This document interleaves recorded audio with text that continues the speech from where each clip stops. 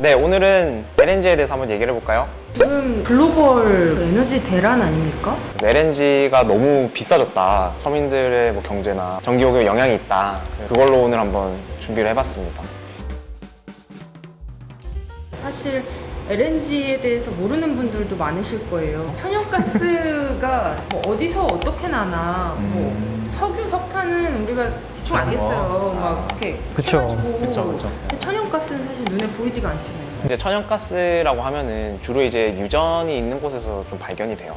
그래서 천연가스도 똑같이 화석연료고, 그 석유는 탄소와 수소가 복잡한 구조로 이루어져 있는데, 천연가스는 좀 더 그 형태가 좀 단순히 들어가 있어서 이제 메탄이 주로 구성이 많이 들어가 있고, 그래서 기체의 상태로 지하 밑에 저장이 되어 있는 거를 뽑아서 쓰는 거라고 생각을 하시면 됩니다. 주로 해상에서 시추하는 경우가 많은데, 기체인 상태로 파이프라인에 넣어서 이동을 시키는 경우도 있고요. 한국 같은 경우에는 주로 다 이제 수입을 해오는데 이제 북한으로 막혀 있으니까 파이프라인이 못 오는 구조니까요. 먼 거리를 이동할 때는 천연가스를 액화시키는 방법을 써가지고 배에 태워서 오는 방법을 선택을 하고 있습니다. 천연가스가 액화 온도가 영하 162도 정도 돼요. 그래서 기체인 상태인 천연가스를 터미널에서 액화를 시킨 다음에 LNG 선박에 태워가지고 그런 과정을 거쳐서 LNG가 우리 곁으로 온다고 생각하시면 됩니다. 만들어지는 비용을 생각할 때 액화하는 비용이 엄청날 것 같거든요. 석탄을 제가 안 좋아하기는 하지만은 석탄은 사실 그런 과정을 거칠 필요가 없잖아요. 그냥 와가지고 그냥 실어 나르기만 하면 되는데 영하 162도로 액화를 시킨 상태로 그걸 계속 유지하면서 온다는 게 굉장히 많은 기술이 들어가는 부분이고, 그다음에 에너지가 굉장히 많이 들어가거든요. 그래서 거기서 비용도 많이 상승하기도 하고, 에너지를 쓰는 과정에서도 온실가스가 많이 배출이 되기도 하죠. 네, 혹시 어디에서 나는지 아세요? 제가 알기로는 일단 러시아에서 좀 많이 난다. 그래서 유럽에서 약간 지정학적인 영향력을 이제 러시아가 계속 행사하고, 또 유럽의 많은 국가들이 그 영향력으로부터 좀 자유롭기 위해서 좀 에너지 자립을 하려고 하고도 있다. 러시아 매장량이 가장 많다고 얘기를 하고요. 중동에도 매립이 좀 많이 돼 있고, 그다음에 호주에도 많이 돼 있죠. 그래서 호주에서 한국이 수입하는 천연가스가 상당히 많고요. 한국은 언제부터 천연가스를 썼는지 궁금하지 않으십니까? 60년대. 80년대. 80년대에 본격 도입이 시작됐어요. 70년대까지는 우리 주택이 되게 많았잖아요. 이제 재개발하면서 아파트가 좀 들어서고 연탄을 계속 안 쓰게 되면서 이제 도시가스가 도입이 본격적으로 되는 게 논의가 됐던 게 있고, 그 다음에 70년대 때 오일 쇼크가 있었잖아요. 그래서 오일 쇼크 두 차례 거친 다음에 에너지를 다변화해야겠다. 석유에만 의존을 하는 게 아니라, 그래서 이제 그때부터 원전도 이제 본격적으로 도입이 되기 시작했던 거고, 프랑스도 원래는 원전 하나도 안 하다가 이제 70년대 때 오일 쇼크 두 번 거치면서 우리는 원전에서 답을 찾자 이렇게 해서 원전을 쫙 늘렸던 거고, 지금은 한국 총 에너지에서 한 15%를 차지를 하고 있어요. 지금 사실 글로벌 에너지 대란이 일어나고 있어요. 맞아요. 시작은 사실 천연가스였죠.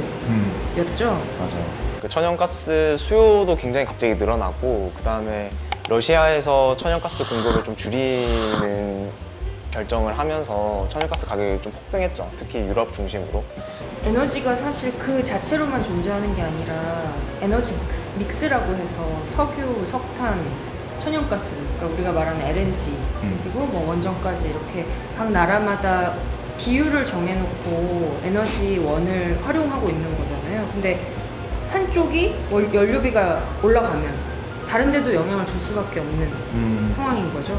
LNG가 오르니까 자연스럽게 원유 가격도 지금 올라가고 있고, 그리고 또 기후위기 대응 과정에서 이제 석탄을 줄여야 된다는 목소리가 굉장히 높아지면서 석탄이 줄고 있는 과정이기도 하죠. 이것도 다 영향을 주는 것 같아요. 사실 석탄을 줄여야 된다는 그런 대의에 따라서 당위성은 인정되니까 줄여가려고 하는데, 그럼 이 비는 에너지를 어떻게 채우냐? 재생에너지로 하면 참 좋을 것 같은데 바로 할 수 없는 어떤 현실적 제약들, 그 사이를 사실 LNG가 좀 채우고 있는 게 있죠.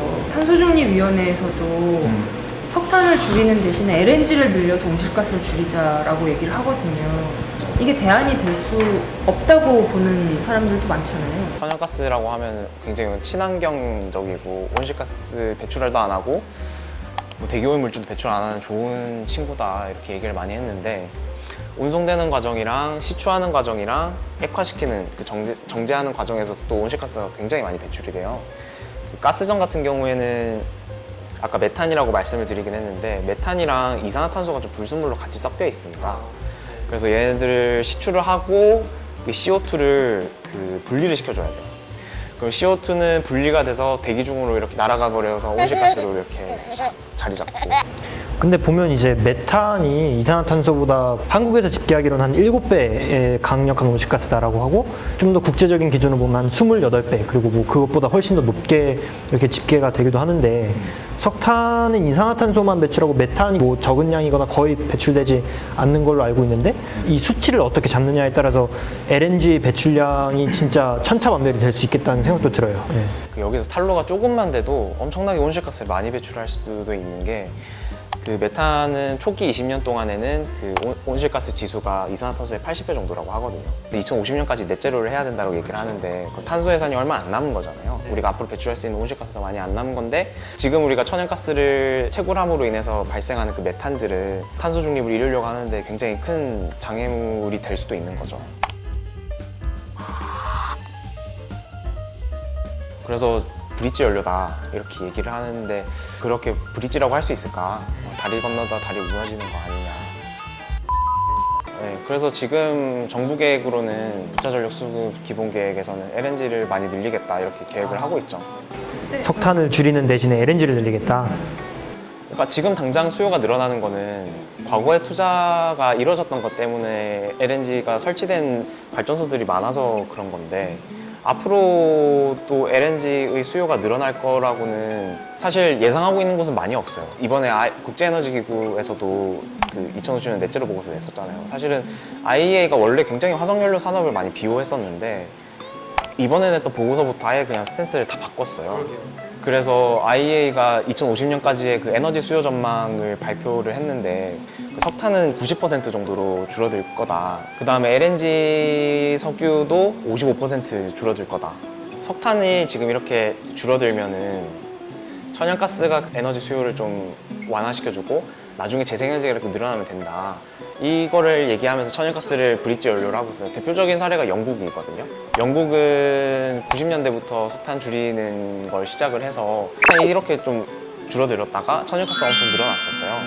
그리고 이제 재생에너지가 엄청 많이 늘어나고 계속 늘어나고 있는 상황인데 이런 경우에는 좀 브릿지 연료로서의 역할을 하고 있다 이렇게 얘기를 하고 있는데 한국 같은 경우에는 사실 굉장히 또 위험할 수가 있는 게 지금 투자가 되면은 2034년까지 늘어나는 거잖아요. 근데 우리가 2050년 탄소 중립 시점을 이렇게 가정을 한다고 하면은 대부분의 가스 발전소들은 가동한 지 얼마 안 돼서 문을 닫아버릴 수도 있는 상황이 되는 거예요. 지금 사실은 여기에 투자된 비용을 다 회수하지 못하고 자초자산이 되어버릴 수도 있는 거죠. 이게 약간 석탄을 줄이면서 가스로 가자 그리고 이제 재생에너지로 바로 가는 게 아니라 가스를 통해서 재생에너지로 가자는 얘기는 마치 지금 우리 시대에 현금에서 카드 그 다음에 모바일페이로 갔던 것처럼 그게 아니라 우리는 지금 현금에서 바로 이제 모바일페이로 가야 되는데 그 중간 단계를 건너뛰지 않고 굳이 그걸 또 하겠다. 카드 다 만들어 놓고서 카드사들 다 망하는 소리 하고 있네. 약간 그런 것 같아요 지금. 플라스틱 카드 계속 찍는 거예요.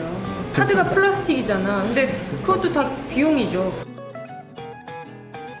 한국 같은 나라들이 이제 해외 자원도 많이 수입하고 에너지도 많이 수입하다 보기 때문에 의존도가 훨씬 높잖아요. 아무래도 해외에서 천연자원의 가격이 올라가면 그 변동성에 따라서 한국도 이제 영향을 굉장히 많이 받을 것 같은데 이유는 천연가스 의존도가 그 러시아 의존하는 게 사실 3%거든요. 한국은 그런 걱정은 좀 없기는 해요. 왜냐면은 그 카타르에서 제일 많이 수입을 해오긴 하는데 호주, 미국 등등 여러 나라들한테서 수입을 해오는데 이게 다 균등하게 좀 배분이 돼 있거든요. 근데 아무리 그렇다 하더라도 국제 가격이 오르면 따라서 오를 수밖에 없는 현실이 있으니까 그건 좀 우려가 되는 게 있죠. 에너지 문제의 궁극적인 고민은 내게 아니라는 거죠. 내가 만들어서 내가 쓸 수 있는 게 없이 외국에서 가격을 결정하는 대로 우리가 요동을 칠 수밖에 없다. 제 생각에 한국의 기후운동가들은 약간 이런 걸 해야 될 것 같아요.